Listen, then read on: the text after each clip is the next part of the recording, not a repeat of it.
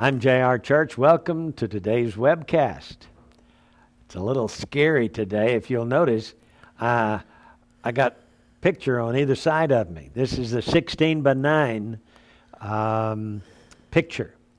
And Lord willing, we're going to be able to make it even better as time goes on, especially since I need to get used to this. So bear with me while I do. And by the way, Gary Stearman is with me today. Hi, Gary. Hello, JR. And by the way, 16 by 9 format is going to be universal before you know it. The old 4 by 3 little screen TV is on its way out, and we at Prophecy in the News want to join the technological move forward and become 16 by 9. So we're getting ready. Yeah, we're getting ready, and we've changed our set design here, and I hope you like it. I've heard from a number of folks from across the country who like our website, and so everything is percolating really good. Well, Gary and I'd like to talk to you today about the Psalms. Let's begin again in Psalm 83. Gary, on our last broadcast, we talked about how the PLO were driven out of Lebanon, and how that Psalm 83 actually names the very enemies of Israel who want to destroy the holy people. Now, JR, if you go back to 1981, 2, 3, 4, that was a revolutionary period in modern Israeli history, and some battles were fought. A battle in Lebanon, 1982. Yasser Arafat was driven out, went to Tunisia, later came back to Israel, and there he started the PLO in earnest. And so Psalm 83 really falls right in the middle of that whole motion, which we understand looking back was a key period. Isn't it amazing that Israel got rid of the PLO off of their northern border, drove them all the way across the Mediterranean to Tunisia on the northern coast of Africa, and then Yasser Arafat had a plane crash, nearly died. Yes.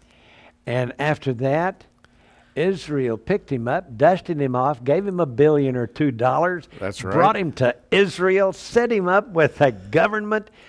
What are those people thinking about? And JR, his office was in Nablus, right in central Israel. Yeah. And that is the period where, and I'm sure you discussed this the last time, in Psalm 83:3, we have the enemies making a tumult, and verse 3 says they've taken crafty counsel against thy people and consulted against thy hidden ones, and then it goes on to mention all of the tribes that were at work, operating covertly in Israel. Yeah. And of course, obviously, they're all Muslims. Obviously, yes. Isn't that amazing? Now, JR, bring us down to verse 18. Gary. That's exactly where I was headed, because when you get to the last of Psalm 83, you come to a statement that you might be tempted to ignore, but we're not going to ignore it. Verse 18 says, in fact, let me start in verse 17, just concerning the enemies of Israel.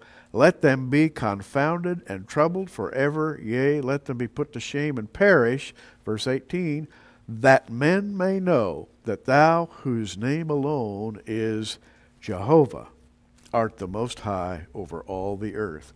And JR, this is one of 4 places in the Old Testament where the name Jehovah is spelled out. And if you check the Hebrew, it's the Yud-Heh-Vav-Heh, and that's his name. In other words, God wants everybody to know that his name is Jehovah, not some other name. Yeah, like Allah. Like Allah. That's fascinating, Gary. Every time you see a capital L, capital O, capital R, capital D, it's the Yod-Heh-Vav-Heh in the Hebrew. The Jews don't pronounce it because it's the ineffable name, but the way to pronounce it normally would be Yahweh. However, this is Jehovah. Of course, that's a King James English for Yahweh, all right, Jehovah. But why isn't it said? Why don't they say capital L, capital O, capital R, capital D like everywhere else? Why 4 times the word Jehovah is actually spelled out in the King James Version? Why is that? JR, the reason, and if you look at the other times, it's that the same reason holds true. The reason is that here Jehovah becomes more than just a proper name. It becomes an identification of God. In other words, God is saying, pay attention to my name here. I don't want anybody to be mistaken about what my name is. Now, in other places where it's Lord, it's relevant but not super important. Here, it's very important that men may know that thou whose name alone is Jehovah art the Most High over all the earth. And it's in the context of Psalm 83, the enemies of Israel, Edom, Ishmaelites, Moab, Hagarenes, Gebal, Ammon, and so forth, those people don't use that word, Jehovah. Yeah. They use another word. Well, listen. Since they are identified here and all of them are Muslims, it is obvious that this verse is for the sole purpose of explaining to those people that they've been calling him by the wrong name. Yes. I'm not even sure they've been calling him by the wrong name. Allah may be the devil for all I know. All right? But God says, my name is, listen up, Jehovah. Yes. Or Yahweh. And he said, that's the only name. Get rid of this other name. That's idolatry. That to me, that's what this verse is saying. Absolutely. And ending on this high note, we move into Psalm 84, JR. And chronologically, the year 1984 marked another important movement in Israel that many people sort of let slip by. I don't think many people know that that was a very important year in terms of the temple in Israel and the accommodations of the temple. Psalm 84. Psalm 84. You know, to me, this is the highlight psalm of the Leviticus section of the Psalms.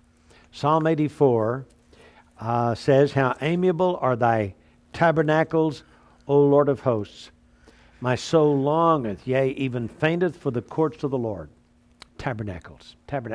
I think of the talits, the prayer shawls, which is a miniature tabernacle. Yes. It was that year that the Techelet dye was rediscovered.